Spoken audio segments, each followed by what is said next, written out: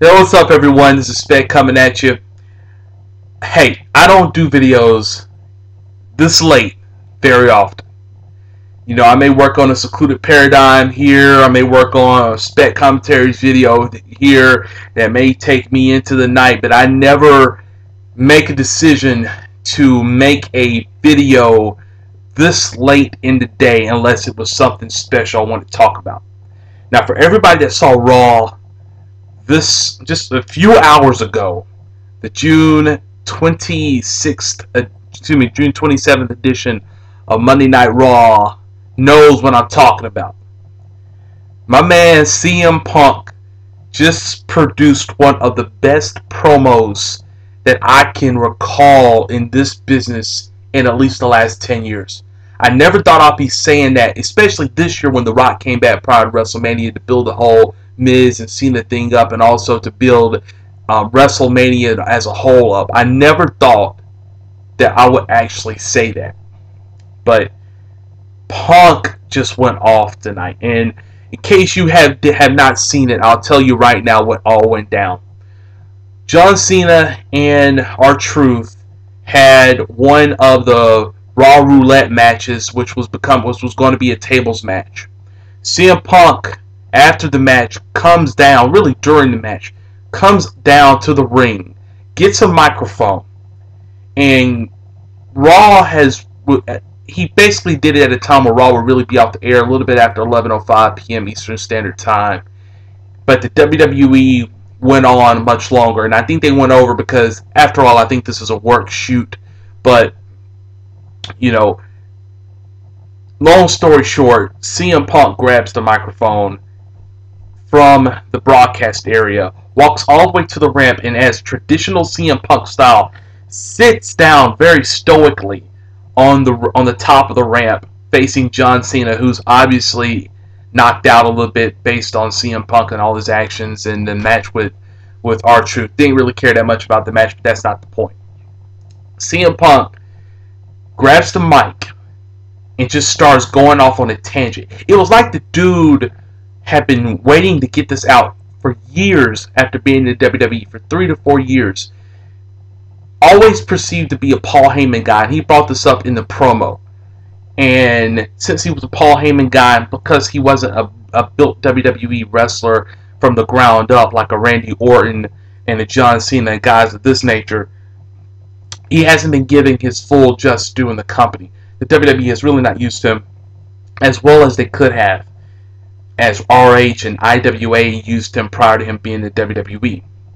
But CM Punk grabs the mic and says some of the best stuff I've ever heard any wrestler say in terms of promo-wise, because a lot of it was a lot of truth, a lot of validity in what he was saying. Saying that, alright, I've been in this company for 3 to 4 years, and I haven't given my just due. You don't see pictures of me on any WrestleMania insignias, like, a poster or whatnot. You don't see me on the programs. You don't see my name as on the marquee for any WWE live events. You don't see me in his words, just horrible and B-rate and C-rate programs on the USA Network. You don't see him being profiled on talk shows and stuff of that nature with Jimmy Kimmel or the people of that nature, the Conan O'Briens of the world. No, it's John Cena's, it's the Randy Ortons, it's the Batistas, it's the Triple H's of the world, and not me. Although I have more talent than anybody. And he said that he liked John Cena. Say, John, I want you to understand this. I like you a whole lot. You're a really good guy compared to all the other stiffs in the back. But you kiss ass just as much as Hulk Hogan kisses ass. And Vince McMahon is the kind of person to allow these guys to kiss his ass. And that he could be a billionaire, but he's a millionaire. And he's a millionaire because he likes all these sheep in the back. And he also mentioned John Laurinaitis, who is the vice president of talent relations in the WWE, who has a long history of kissing Vince's ass and also being a backstabbing you-know-what guy and being just a two-faced bastard to many of the talent that has been in the company, or many talent that's in the company right now, that he tells Vince what Vince wants to hear, and he never challenges him. And that's part of the reason why Vince doesn't like Jim Ross to a large extent, because Jim Ross will tell him the way Jim Ross felt. I mean, if he felt like a certain way, he's going to tell him. And that's why WWE succeeded in a lot of ways during the Attitude Era, because Ross was the head of talent relations. Very, very poignant flat fact right there. But that's neither here nor there. This is about CM Punk. Punk goes on this tangent about how the WWE are a bunch of hypocrites, and how the WWE are just, their programming sucks because the way the way the business is ran. And then he said something which was just absolutely hilarious, that when I win the WWE Championship from John Cena at TLC, at TLC, I mean at Money in the Bank, he's going to take the title to New Japan. He might take it to New Japan Pro Wrestling, or he may take it to Ring of Honor. And then he gave a shout out to Colt Cabana, which was just off the charts, awesome. I mean, that was great. Him and Colt Cabana are real tight. They're Twitter buds, and you know they've been tight for years, going all the way back to their days of Ring of Honor. So that right there was just awesome in itself.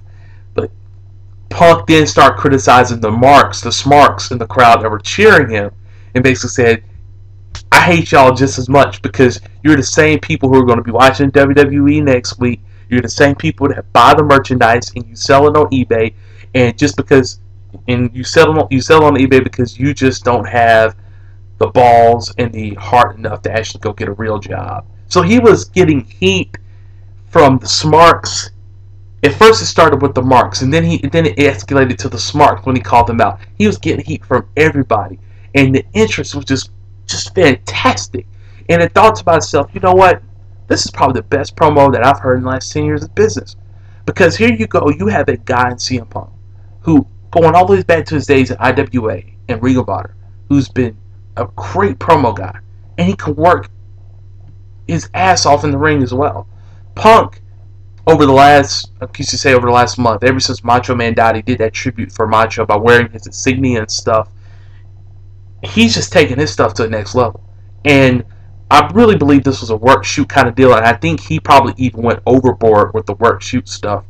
For those who haven't paid attention over the last hour, and I don't expect a lot of people to pay attention if you haven't seen what's going on, the WWE has announced on their website that Vince McMahon has suspended Punk indefinitely based on his inappropriate actions at the end of the program. And as soon as, and another point I want to bring up during this promo, as soon as Punk is about to discuss Stephanie McMahon and discuss Triple H, because he made a very, very wise crack at Stephanie and Triple H, and saying that even when Vince McMahon dies, that Stephanie and Triple H, I think you phrased it as his daughter and his goof of a son-in-law, and all his other goofy family members are going to run the business at the ground just as much as he has. And as soon as he was about to respond a little bit more on that and respond on the WWE's bullying campaign, they cut his mic. And then CM Punk start chats again, and knowing that his mic's been cut, he just raises his hand and just says it's all about me and everything. It was just awesome. It was brilliantly done. It was only about a 6.5, 7 minute promo. It wasn't one of those long 15, 20 minute ordeals. It was so good. And I guarantee you guys, I have a really good feeling that none of the WWE clowns in the back, the writers, had anything to really do with this promo verbatim. CM Punk, no doubt in my mind that they just said, all right, you can say what you want to say, work, shoot it. And he probably even extended for what they really wanted him to do.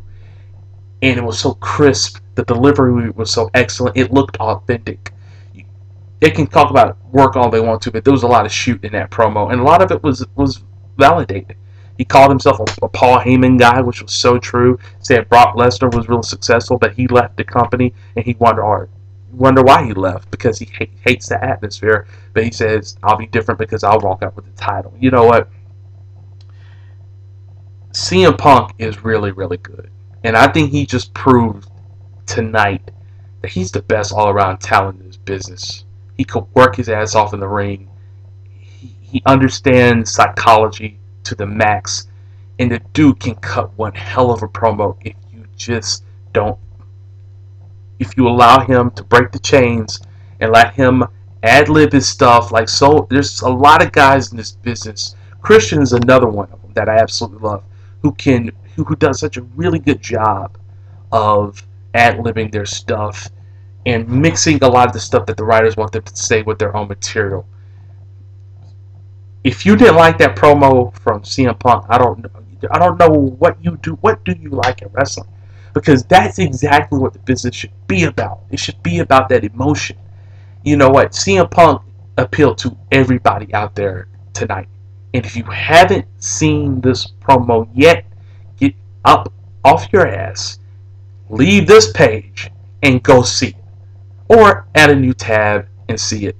Whatever you do, go see it. It was a phenomenal promo. I just felt I had to get that off my chest. Give CM Punk his props.